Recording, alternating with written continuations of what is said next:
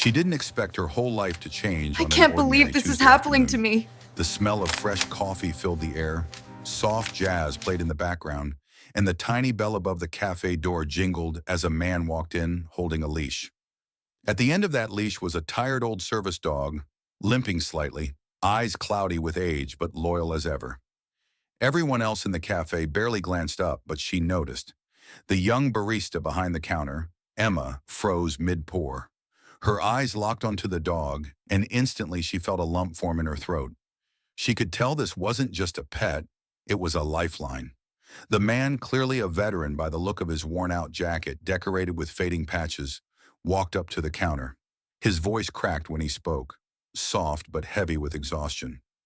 "Just a small coffee, please, and, if you have a bowl of water for my dog." Emma smiled warmly.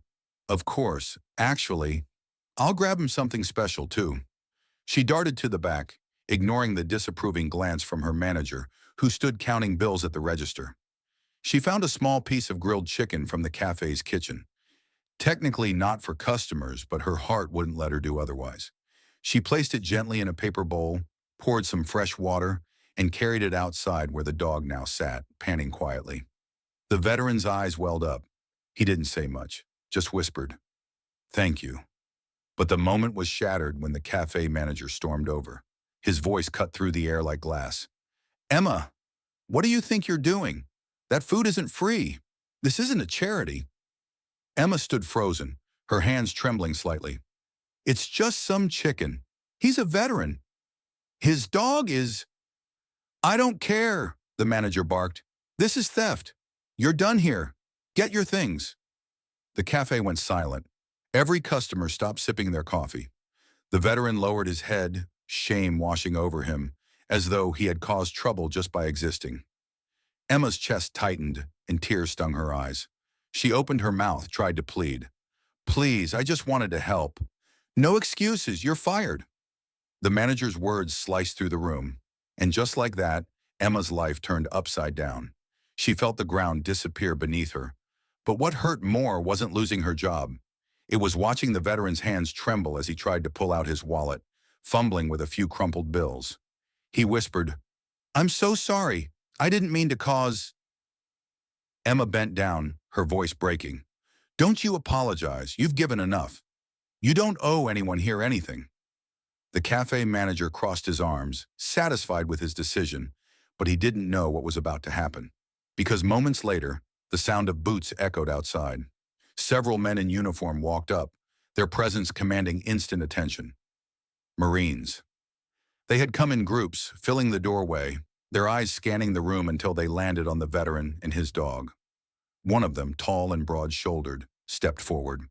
"Sir," he said firmly, looking at the veteran, "we heard what happened." Emma's heart raced. How? How could they have known? The veteran, startled, whispered, You didn't have to come." But the Marine cut him off. "You served with honor. We don't leave our own behind." The entire cafe sat in a stunned silence. The manager's face paled as the Marines moved closer, not aggressively, but with a quiet strength that filled the room. Another Marine knelt beside the dog, stroking its fur. His voice softened, breaking the tension. Old boy's still standing strong, just like his partner. The veteran's eyes brimmed with tears, and Emma finally let hers fall freely. She didn't care who saw. Then one Marine turned toward Emma. "Ma'am, we heard what you did. You stood up when no one else would. That's something we don't forget." The cafe manager tried to regain control, his voice trembling slightly. "She stole from the store. That's company property." The Marine's gaze hardened. "Company property?" He took a step forward, his voice low but steady.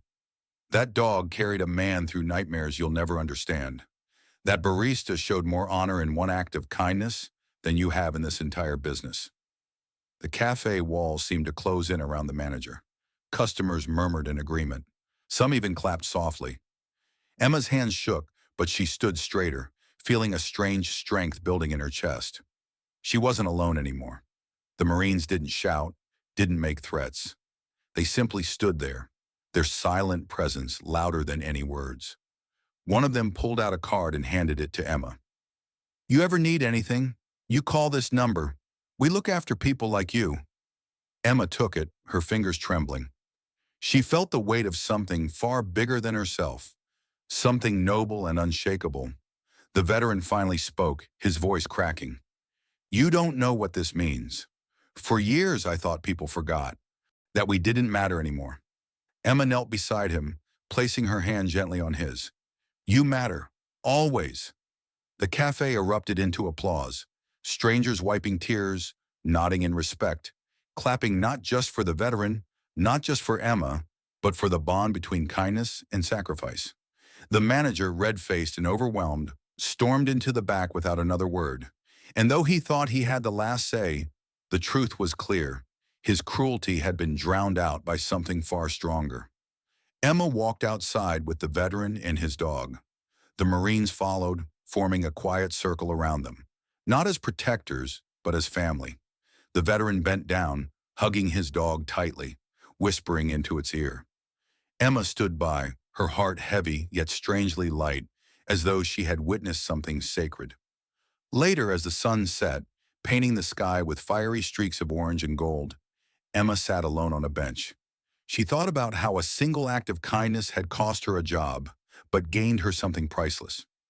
She realized that sometimes life takes away comfort to give us courage. And as she looked at the dog resting peacefully at the veteran's side, she knew the truth. Kindness is never wasted. It might shake the ground beneath you. It might even break you for a moment. But in the end, it rebuilds something stronger. The moral of this story is simple yet profound. When you stand up for what's right, even if it costs you, you never truly lose. Because the world may forget titles, jobs, and money, but it never forgets compassion. Acts of love ripple farther than we can ever see. So if this story touched your heart, let it be a reminder. Stand up. Be kind. Because sometimes one small act of courage can move mountains and remind someone they are not forgotten. If you felt this story, please take a moment to like this video, share your thoughts in the comments, and subscribe for more stories that shine light in dark places. And if you know someone who needs hope today, share this with them, because kindness, like love, grows only when it's given away.